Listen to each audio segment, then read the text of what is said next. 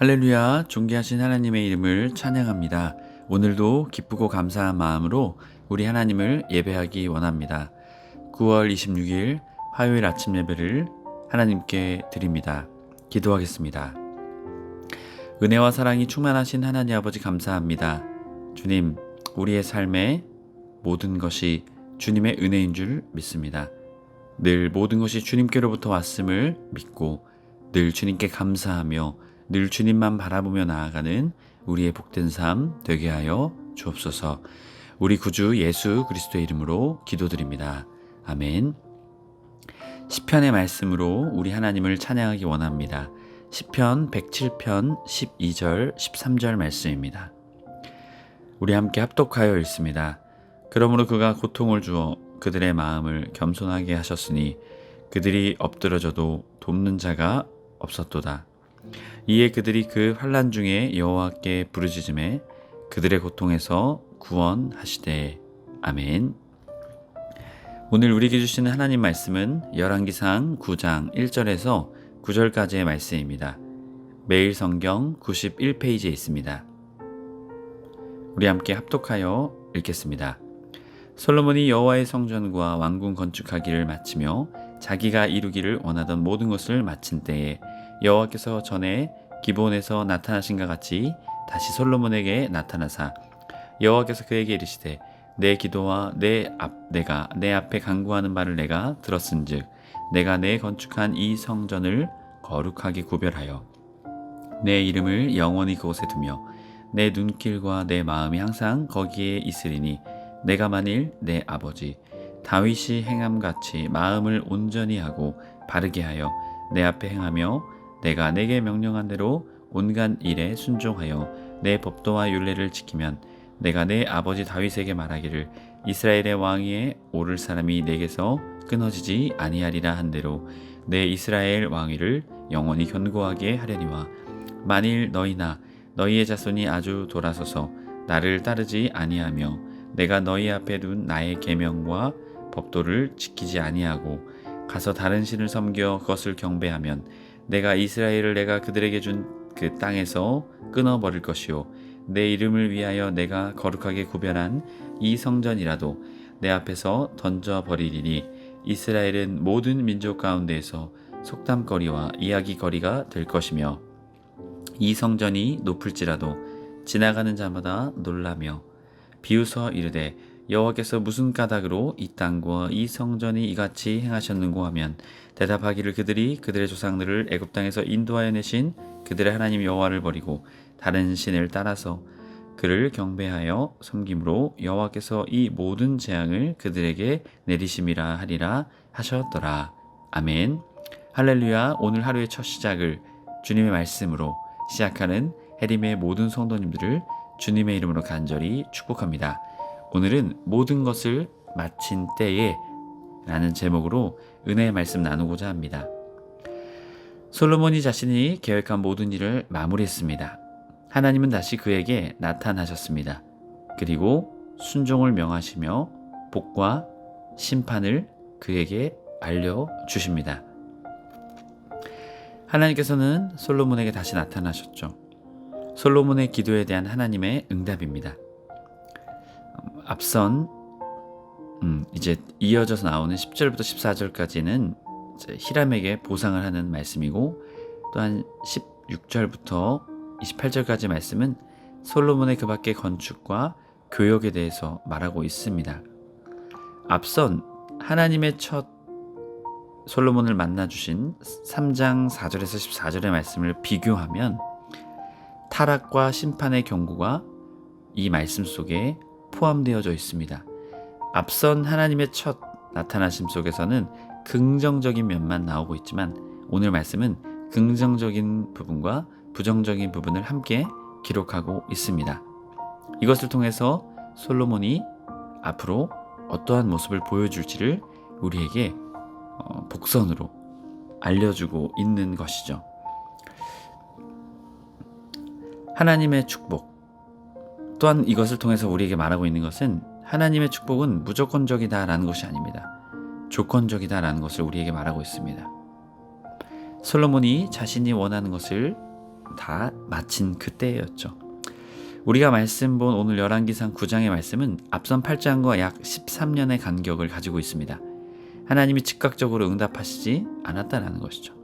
최고의 번영기, 그때를 보낼 그때의 과거를 회상하며 왕국의 번영으로 인한 교만, 또한 하나님의 언약을 잊을까봐 하나님께서는 축복의 말보 하시지만 불순종했을 때에 또한 그 징계에 초점을 맞춰서 오늘 말씀을 전해주고 있는 것이죠. 1절 원하던 하페치, 이것은 두 가지의 의미가 있습니다. 무엇을 이루려고 하는 강한 열정과 집착을 말해주고 있죠. 긍정적인 것은 왕궁과 성전을 완성했다라는 것이죠. 부정적인 면은 무엇일까요? 건물의 외적인 것, 내적인 신앙에 신경 쓰기보다 외적인 것을 더 많은 것을 치중했다라는 것이죠. 이것을 통해서 이 솔로몬이 원하는 것의 두 가지의 양면성을 우리에게 보여주고 있습니다. 이어지는 3절부터 9절까지의 말씀, 이 속에서 또한 3절부터 5절까지 말씀은 순종에 대한 말씀을 말씀하고 있습니다. 그리고 6절부터 9절까지는 불순종의 말씀을 들려주고 있죠. 솔로몬이 즉위한 지 4년에 성전 7년, 왕궁 14년, 도합 24년 동안 이것들을 짓게 되죠. 4년 후에 그의 신앙의 모습, 이 시간이 지난 후에 그 모습을 우리에게 보여줍니다. 하나님께서는 그에게 두 번째로 나타나사 하나님께서 그를 만나 주셨죠. 하나님께서도 우리에게 그러십니다. 우리의 신앙의 상태를 보고 하나님께서는 거기에 맞게 또 솔로몬을 만나주셨던 것처럼 우리에게도 나타나신다는 것이죠. 그렇기에 우리는 항상 우리의 신앙을 하나님 앞에 온전히 세워야 될 줄 믿습니다. 넘어질까? 쓰러질까? 우리가 그런 상황 속에서도 늘 주님을 바라보는 우리의 삶이 되어야 될 줄 믿습니다. 하나님께서는 두 번째로 솔로몬에게 나타나셨을 때에는 첫 번째와 마찬가지로 꿈을 통해서 그에게 나타나셨습니다. 그리고 3절의 말씀, 하나님께서는 앞선 8장 22절에서 53절 솔로몬의 그 기도에 응답하여셔서 하나님께서 그에게 나타나신 것이죠. 내 기도와 내가 내 앞에서 간구하는 바를 내가 들었은즉 나는 내가 건축한 이 성전을 거룩하게 구별하여 내 이름을 영원히 그곳에 두며 내 눈길과 내 마음이 항상 거기에 있으리니 아멘. 자, 하나님께서 택하셨기 때문에 성전이 거룩한 것입니다. 성전이 웅장하기에 성전이 거룩한 것이 아니다라는 것이죠.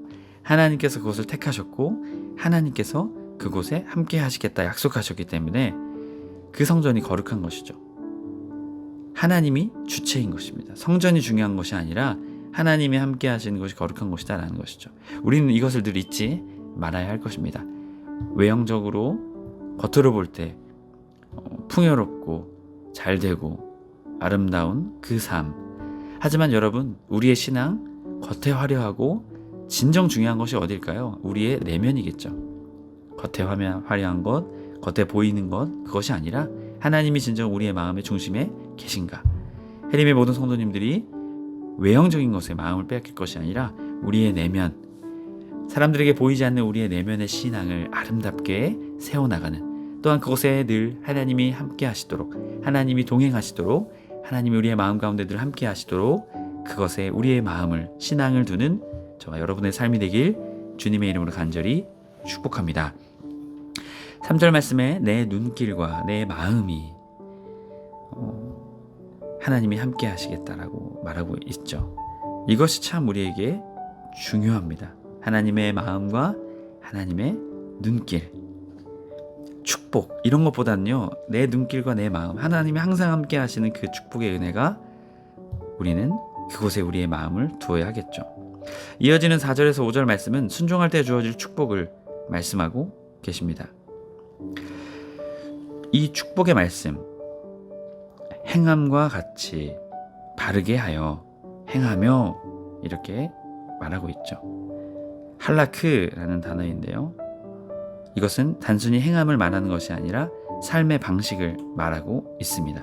삶의 방식이 하나님을 따르는 삶의 방식이 되어야 한다는 것이죠. 그리고 우리의 삶의 모습이 온전하고 빼톰, 온전함, 충실함, 성실함으로 하나님과의 관계, 하나님과의 행함을 우리는 감당해야 한다는 것입니다. 여러분, 다윗과 같은 마음이다라고 그것을 고백하고 있습니다. 5절 말씀, 내가 내 아버지 다윗에게 말하기를, 그 아버지를 항상 말하고 있죠. 그리고 또한 4절에서도 내가 만일 내 아버지 다윗이 행한과 같이, 이 다윗이 기준이 된다는 것입니다. 그의 마음가짐이죠. 다윗도 죄를 지었습니다. 하지만 다윗은 죄를 지었을 때 어떻게 했습니까? 회개하고 하나님을 찾았죠. 하나님께도 돌아갔죠. 솔로몬에게도 동일한 요구를 하고 계신 것입니다. 과연 솔로몬은 어떻게 행했을까요? 우리가 말씀을 통해서도 알고 있죠. 그렇게 살지 못하게 되는 모습을 보게 됩니다. 그렇기 때문에 하나님께서는 그의 아버지 다윗과 같은 삶을 이 솔로몬에게 요구하셨던 것입니다. 그러면서 하나님께서는 5절 말씀을 통해 다윗의 언약을 반복해서 말씀하고 계시죠. 사무엘하 7장의 말씀이죠. 이것을 통해서 하나님께 순종할 때 하나님께서는 그 왕위를 견고하게 하시겠다. 무조건적인 것이 아니라 조건적인 보장을 통해서 말씀하고 계십니다. 여러분, 그렇게 우리의 삶도 마찬가지입니다. 하나님이 우리를 너무나도 축복하길 원하시죠. 하나님은 무조건적으로 축복하시는 것이 아니다라는 것이죠. 우리가 하나님 뜻대로 행할 때, 우리가 하나님 뜻 가운데 서게 되었을 때, 우리가 온전히 하나님께 우리의 믿음을 드릴 때 하나님께서는 우리의 믿음을 보시고 하나님께서는 하나님의 놀라운 은혜를 우리에게 부어 주신다는 것입니다. 그렇기에 항상 여러분, 하나님께 여러분의 마음을 드리며 믿음을 드리며 온전함을 드리며 나아가는 저와 여러분의 삶이 되길 주님의 이름으로 축복합니다. 이어지는 6절부터 9절까지의 말씀은 불순종을 임한 저주를 말하고 있죠. 여기서도 말하고 있듯 6절 후반절을 보면 다른 신을 섬겨 그것을 경배하면, 여기서도 아마 이것을 우려하고 계셨던 것 같습니다. 솔로몬이 여러분 어떠한 죄에 빠집니까? 그가 결혼 정책을 통해서, 정략 결혼을 통해서 이방의 많은 여인들과 결혼하게 되죠.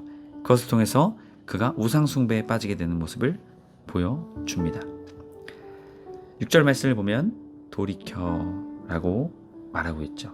하나님을 떠나 그의 마음이 돌이켜야 됐을 때, 이것은 단순히, 이것을 우리에게 말하는 것은요, 따르지 아니하며, 이것은 단순히 일시적인 실수가 아닙니다. 적극적인 배반의 행위를 말하고 있죠.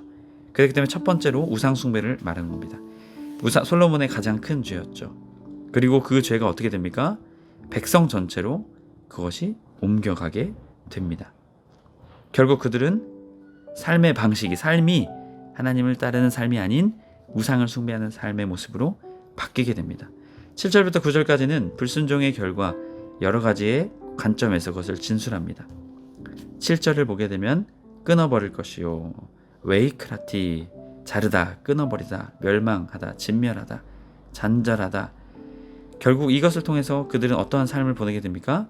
포로기를 보내는 이유를 말하고 있는 것입니다. 하나님의 말씀에 불순종해서.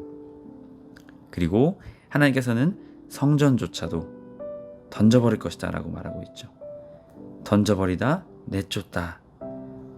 그리고 하나님께서는 그들에게 속담거리가 되게 하겠다, 본보기가 되게 하겠다라는 것이죠. 하나님을 떠난, 하나님을 버린 본보기가 되게 하겠다라는 것이죠. 이 성전이 높을지라도, 엘르뇨인데요, 가치와 명성이 높을지라도, 그러나 불순종하면 다 무너지는 것이다 라고 말씀하고 계십니다.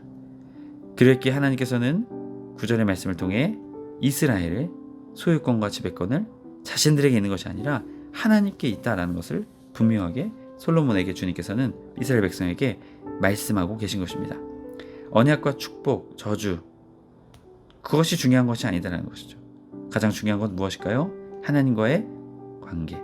하나님의 언약을 잊어버리고 하나님의 관계를 잃어버렸을 때 하나님께서는 하나님의 심판을 선포하신다는 것이죠. 하지만 하나님과의 관계를 우리가 온전히 해나간다면 하나님께서 그것을 통해 우리에게 축복과 온전함의 삶을 베풀어 주신다는 것입니다. 해림의 모든 성도님들이 그 은혜의 삶을 살아내시길 주님의 이름으로 간절히 축복합니다. 아멘. 기도하겠습니다. 은혜와 사랑이 충만하신 하나님 아버지 감사합니다. 주님, 오늘 솔로몬에게 순종하였을 때 삶, 불순종하였을 때 삶을 말씀해 주셨습니다. 주님, 오늘 우리에게도 말씀하고 계십니다. 순종의 삶을 살아가라. 주님, 우리도 그것을 깨달아 늘 하나님께 순종하며 하나님의 뜻을 붙잡으며 나아가는 우리의 삶이 되게 하셔서 주님이 주시는 놀라운 축복과 은혜를 누리며 살아갈 수 있도록 우리를 인도하여 주옵소서. 우리 구주 예수 그리스도의 이름으로 기도드립니다. 아멘. 주기도문으로 마치고 자유롭게 기도하겠습니다. 하늘에 계신 우리 아버지여, 이름이 거룩히 여김을 받으시오며 나라 임하옵시며 뜻이 하늘에서 이룬 것 같이 땅에서도 이루어지이다. 오늘날 우리에게 일용할 양식을 주옵시고 우리가 우리에게 죄 지은 자를 사하여 준 것 같이 우리의 죄를 사하여 주옵시고 우리를 시험에 들게 하지 마옵시고 다만 악에서 구하옵소서. 나라와 권세와 영광이 아버지께 영원히 쌓옵나이다. 아멘.